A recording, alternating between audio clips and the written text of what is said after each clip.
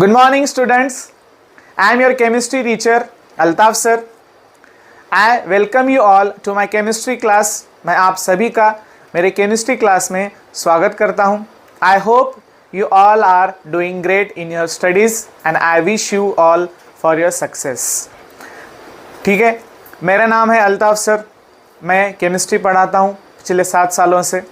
आज हम केमिस्ट्री का फिजिकल केमिस्ट्री डिवीज़न से केमिकल काइनेटिक्स लेसन पढ़ने वाले हैं, जो एक इम्पॉर्टेंट लेसन है हमारे JEE एग्ज़ाम के लिए, नीट एग्ज़ाम के लिए, CET एग्ज़ाम के लिए और स्टेट बोर्ड महाराष्ट्र बोर्ड के लिए भी बहुत इम्पॉर्टेंट लेसन होने वाला है. तो केमिकल काइनेटिक्स अगर हम पढ़ने जाएंगे तो हम उसको आइसोलेटेड नहीं पढ़ सकते. हमें केमिकल थर्मोडायनामिक्स से ऐसे कुछ कंसेप्ट्स जो हमें पता होना चाहिए. जैसे कि अगर मैं तुम्हारे सामने अगर एक रिएक्शन लिखता हूं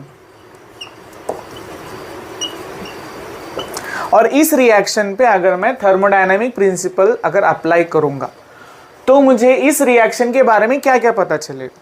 तो सबसे पहली चीज है इस रिएक्शन की feasibility, weather this reaction will occur और नॉट.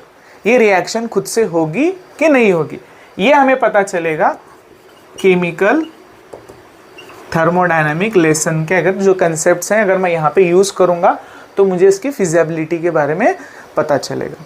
अब सेकेंड बात ऐसी होगी कि ये रिएक्शन होगी कि नहीं होगी, सिर्फ हमें यही पता चलेगा, लेकिन रिएक्शन कितने टाइम में कंप्लीट होगी, स्लो होगी कि फास्ट होगी, ये सभी चीज़ें हमें केमिकल काइनेटिक्स में पढ़ना है.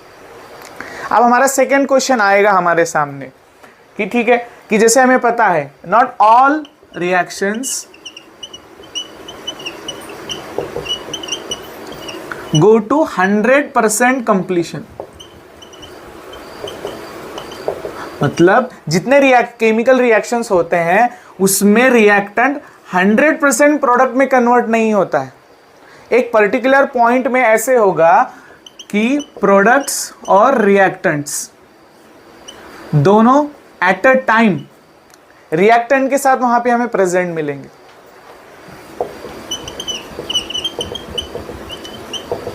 इक्विलिब्रियम हमें पता है. इक्विलिब्रियम मतलब ऐसी कंडीशन जिसमें rate of forward reaction will be equal to rate of reverse reaction और बैकवर्ड रिएक्शन.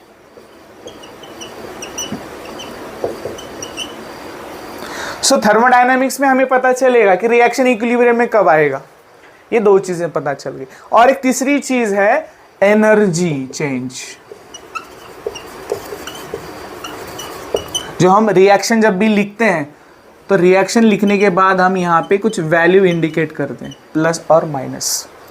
सो जब भी मैं रिएक्शन पे थर्मोडायनामिक प्रिंसिपल अप्लाई करूंगा तो मुझे 3 चीजें पता चलती हैं. पहले कि रिएक्शन होगी कि नहीं होगी, whether this reaction will occur और not. That means the thermodynamics will give me an idea about the feasibility of the reaction. And second thing जो मुझे पता चलेगी केमिकल थर्मोडायनामिक्स में कि इक्विलिब्रियम, कि रिएक्शन में इक्विलिब्रियम जब अटेंड होगा उस टाइम पे कॉन्सेंट्रेशन क्या रहेगा रिएक्टेंट का और प्रोडक्ट का.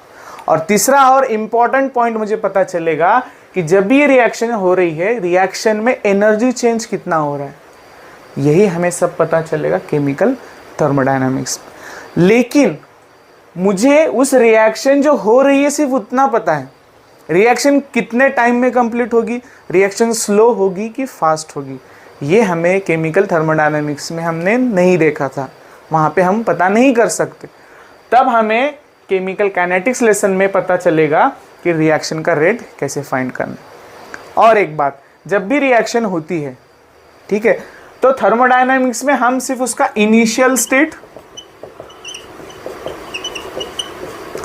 और फाइनल स्टेट देखते हैं कि रिएक्शन के पहले क्या कंडीशंस थे, रिएक्शन के बाद कंडीशंस क्या है.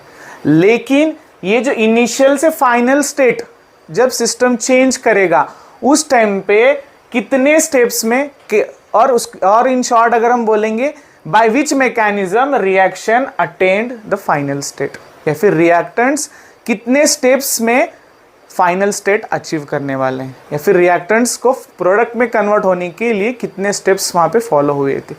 ये दो चीज़ें हमें केमिकल थर्मोडायनामिक्स में पता नहीं चलती हैं। कौन सी दो चीज़ें? एक, रिएक्शन का रेट कि रिएक्शन फास्ट होगी कि स्लो होगी।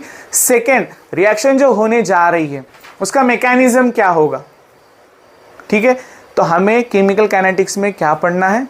Mainly the reaction rate of reactions and second one is mechanisms of reaction.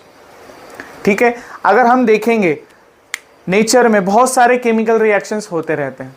So depending upon the rate of reaction we can classify the reactions into 3 types.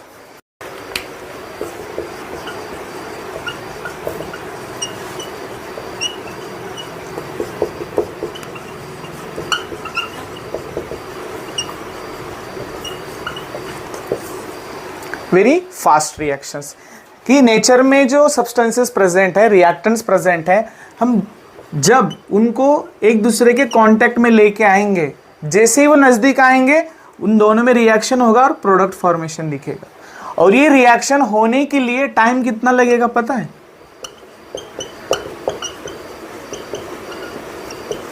मतलब 1 second से भी कम time में reaction complete हो जाएगी। इतनी fast reactions होते हैं। और इस रिएक्शन में मेनली हम यहाँ पे देखेंगे कि ये आयंस होते हैं। मतलब ऐसे रिएक्शंस जिसमें आयंस प्रेजेंट हैं वो रिएक्शन बहुत फास्ट होगी। अब रिएक्शन अगर फास्ट होगी तो हम उसका रेट अगर कैलकुलेट करेंगे तो एक्यूरेटली हम उसका रेट ऑफ रिएक्शन कैलकुलेट नहीं कर सकते, या फिर हम इन शॉर्ट में बोल सकते हैं कि almost impossible to study the chemical kinetics of fast reactions, और ऐसे भी बोल सकते हैं almost impossible to predict the rate of reaction.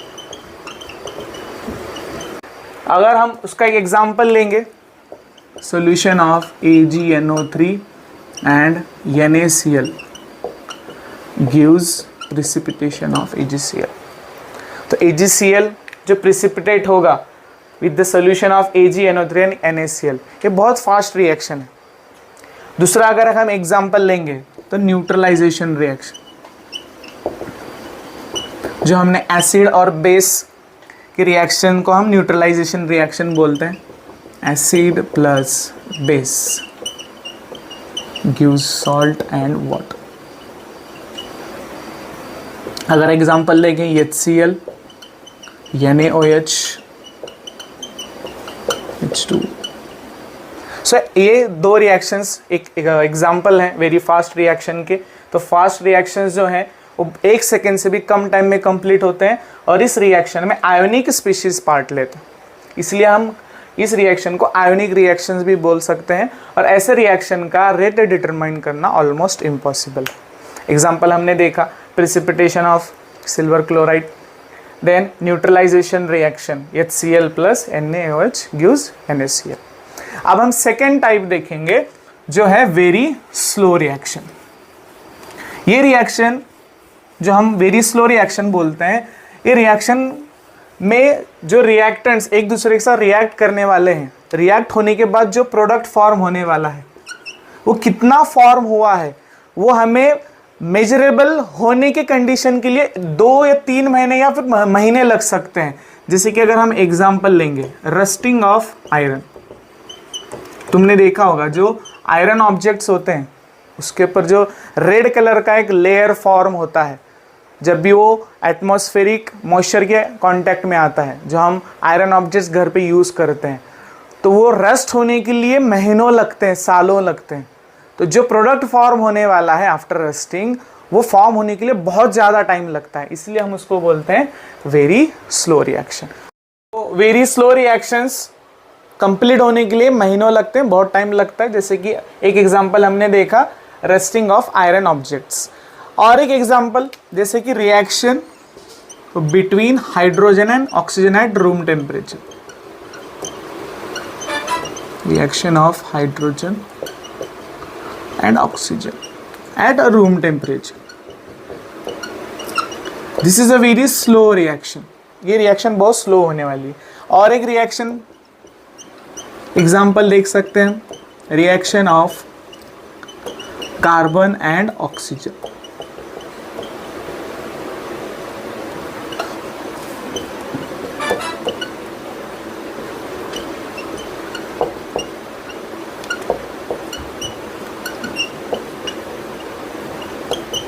So reaction between carbon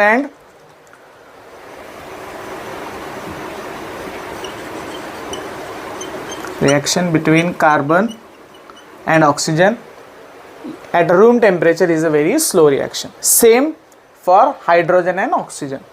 So in very slow reaction, the time required to complete that reaction is very long, or it takes months or years to give a measurable quantity of product. Example, rusting of iron objects, the reaction between hydrogen and oxygen at room temperature, reaction between carbon and oxygen at room temperature. Third type of reaction we are going to study is moderate reactions.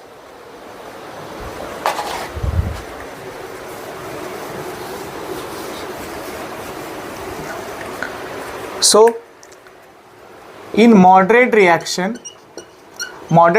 में अगर हम देखेंगे, ये जो reactions हैं इनका rate बहुत ज़्यादा ही नहीं होता है, बहुत कम भी नहीं होता है।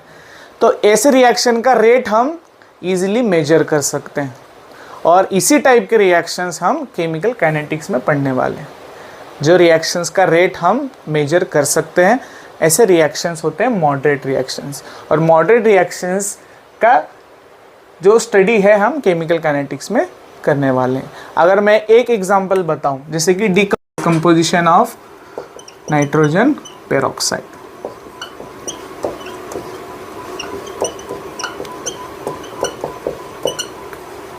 ये एक एग्जांपल है मॉडरेट रिएक्शन का। अगर हम और एक एग्जांपल देखेंगे, reaction between nitric oxide and chlorine,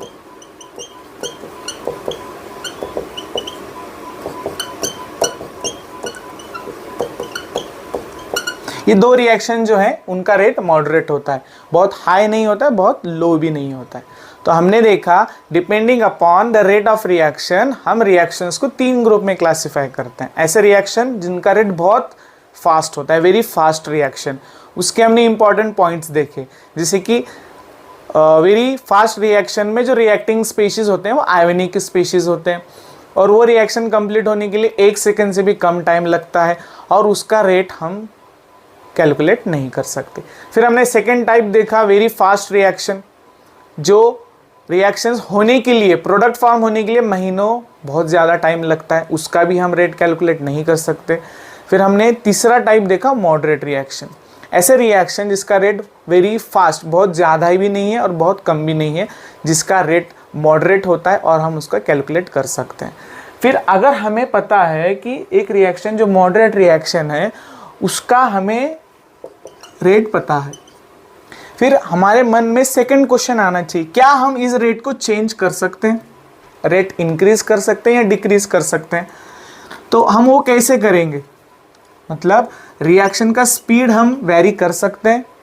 अगर हमें वो इंक्रीज करना है तो हमें विच फैक्टर्स, कौन से फैक्टर पे ध्यान देना चाहिए कि क्या हमें टेम्परेचर इंक्रीज करना चाहिए, डिक्रीज करना चाहिए, प्रेशर इंक्रीज करना चाहिए, डिक्रीज करना चाहिए, कैटलिस्ट वहाँ पे होना चाहिए, नहीं होना चाहिए।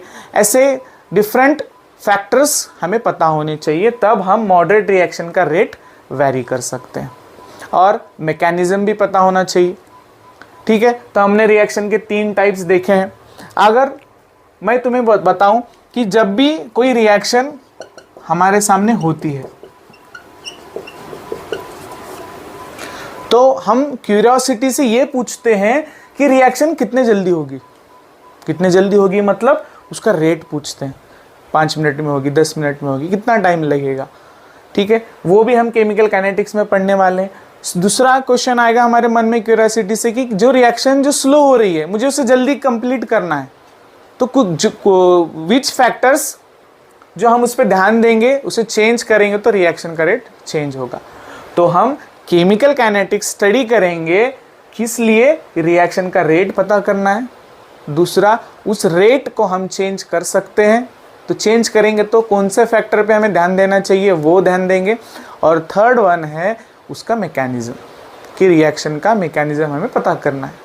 सो जब भी हम रिएक्शन देखेंगे तब हम वहाँ पे केमिकल काइनेटिक स्टडी करेंगे। तो क्यों केमिकल काइनेटिक स्टडी करेंगे, उसके दो मेन रीज़न हैं। सबसे पहला रीज़न है हमें उसका रेट ऑफ रिएक्शन पता करना है। जब भी हम रेट ऑफ रिएक्शन पता करेंगे किसी भी रिएक्शन का, that means we are studying the chemical kinetics. और एक सेकेंड रीज़न है to predict the mechanism of reaction. So chemical kinetic study करने के दो मेन रीज़न है, एक रिएक्शन का रेट फाइंड आउट करना और दूसरा रिएक्शन का मैकेनिज्म पता करना। ठीक है, ठीक है।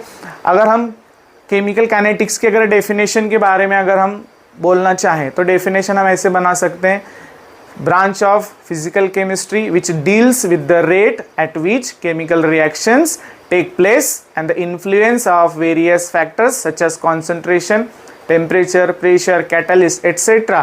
on the rate of reaction is called chemical kinetics. So chemical kinetics पढ़ने के प्रिंसिपल दो ही रीज़न है, एक रिएक्शन का रेट पता करना और दूसरा है मैकेनिज्म ऑफ द रिएक्शन।